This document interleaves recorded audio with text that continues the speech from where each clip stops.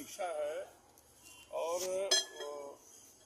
माहेश्वर स्वरूप में चूँकि भगवान शिव धरती पर रहते हैं और उनकी शक्ति महाकाली माहेश्वरी रूप में रहती है, जिससे समस्त शरीर की और संसार की जितनी क्रियाएं हैं वो संपादित होती है। तो माहेश्वरी शक्ति का शरीर में न्यास करना, स्थापना करने की ये क्रिया है, जिससे हम विभिन्न देवी के उपादानों द्वारा, उपकरणों द्वारा, मंत्रों द्वारा, तत्वों द्वारा जन कल्याण की तरफ प्रवृत्त हो सके और अपने शरीर को पूरी तरह व्यवस्थित रख सके।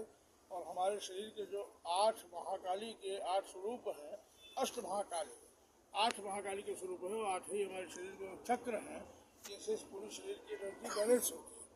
उन सारे चक्रों का घूर्णन, जागरण शुरू हो जाता है इस क्रिया के द्वारा और वो अपने अपनी जगह पर सक्रिय हो जाते हैं और हम साधक योगी अपने कार्य में भी निष्णातता पाने लगता है, निष्णात हो जाता है और जन सामान्य के लिए उसकी क्रियाएं तत्काल प्रभावी हो जाती है। इसके लिए सामूहिक दीक्षा का संविधान है।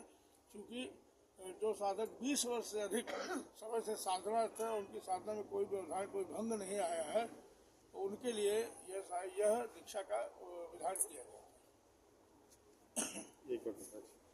आप साथ में अलग अलग कहा नहीं ठीक और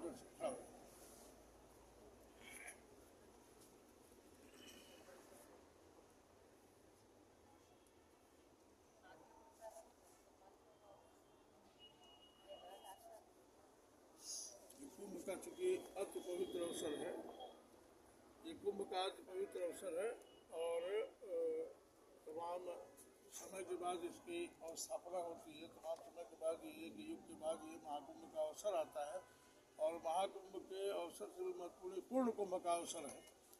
अर्ध कुंभ, कुंभ और महाकुंभ, ये इतर एक पूर्ण कुंभ की भी परिकल्पना हमारे ऋषियों महर्षियों ने की है। तो ये पूर्ण कुंभ का अवसर है जो बहुत दुर्लभ संयोगों से प्राप्त होता है। तमाम लोगों ने इसको 154-50 साल बाद बताया, 44 साल बाद बताया, लेकिन हो सकता है हजारों वर्ष बाद भी आया हो, क्योंकि पूर्ण कुंभ का संयोग बहुत कम प्राप्त होता है इस प्रयागराज में।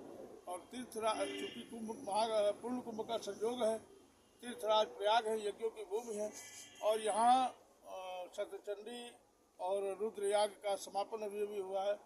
तो ये एक परम पवित्र अवसर है और जहाँ हम खड़े हैं ये महायोगी गुरु गोरक्षनाथ और उनके गुरु दादा मत्स्येंद्रनाथ का साधन उपासना भूमि है।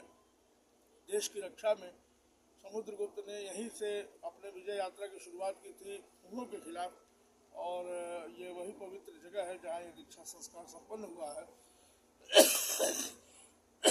पवित्र गौ माताओं की गौशाला के समक्ष, यज्ञशाला के भीतर, और हमारे डॉक्टर साहब एक लंबे समय से गृहस्थ आश्रम में रहते हुए भी जन कल्याण के कार्यों में प्रवृत्त है, साधनात्मक रूप से, आध्यात्मिक रूप से।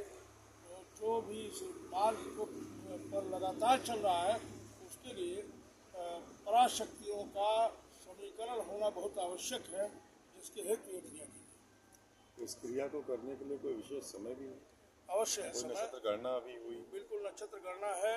7 ग्रह इस समय हमारे अनुकूल हैं और 7 ही मूल ग्रह हैं। राहु केतु तो आभासी ग्रह है जिनको डार्कनेस और वायु से जोड़ा जाता है। 7 ग्रह हमारे अनुकूल है। भी कुछ दिन पहले हमारे 9 ग्रह अनुकूल बताए गए थे, लेकिन मैं 7 ग्रहों की परिकल्पना करता हूँ और 7 ही आवरण की समस्त शक्तियाँ, समस्त यंत्र हैं हमारे शरीर में। मूल जो व्यवस्था है वो 7 ही की है, क्योंकि मूलाधार हमारा 8वां चक्र है और वो मूलाधार गोपनीय चक्र माना जाता है। इसीलिए योगियों ने कहा है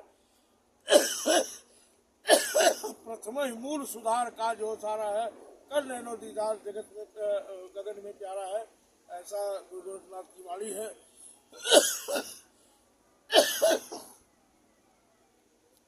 तो इन सारे समीकरणों को एकीकार करते हुए, क्योंकि भारतीय अध्यात्म की कोई भी परिभाषा एक दूसरे से अलग नहीं है, सब एक दूसरे से मिले हुए हैं, जुड़े हुए हैं।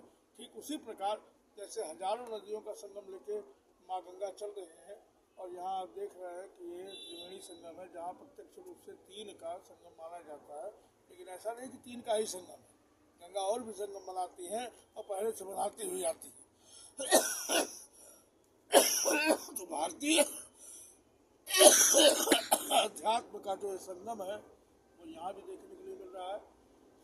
ईश्वर का जीवात्म तत्व से निस्तारित होकर के, जीवात्म से जीव निस्तारित होकर के परमात्म तत्व की तरफ जब एकाकार होने की प्रक्रिया में बढ़ता है, उस व्यवस्था को शाम्भवी दीक्षा कहते हैं।